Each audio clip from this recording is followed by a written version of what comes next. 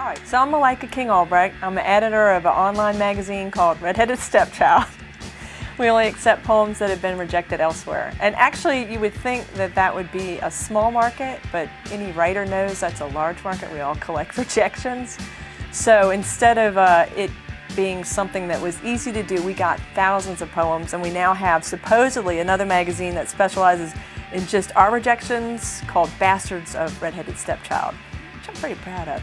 I'm originally from Norfolk, born and raised here. And so with Crocodile Tears, I obviously, have been writing for as long as I can remember.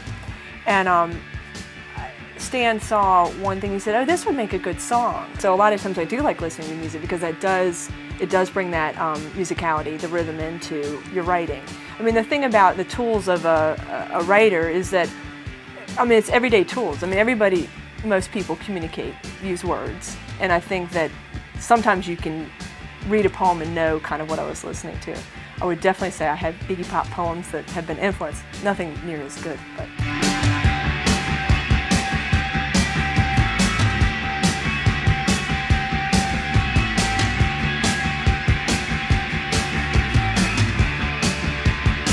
I also have a book out that's called Lessons in Forgetting, which is about my mom's Alzheimer's and my father's caregiving.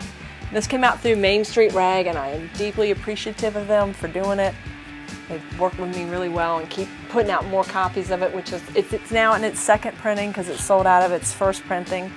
I think it's because even though poetry doesn't have a huge following, there's a lot of people affected by Alzheimer's, and so I think it crossed over into other people that might not have picked up a poetry book but that relate to the topic. My mother worked at a psych hospital, she worked at an outpatient center for Eastern State. All these are psych patients, and my mom is, one of the day people there, and they have the lights off, and it's like disco ball and really, crappy music playing, and the band comes in, and they're looking around like, what the hell? And my mother was dressed in scrubs and had splashed fake blood all over it, and had clamps all over it, and it had a mask that she had cut that had lipstick on it so she could smoke because she was a chronic smoker. This portrait's accurate. And I said, well, that's my mom over there. And the band, John already knew who my mom was, but the rest of the band was like, oh, this makes a lot of sense now. This makes a lot of sense. But they played, and it was awesome. And these people were really grateful to have a live band, and they were coming and getting autographs. And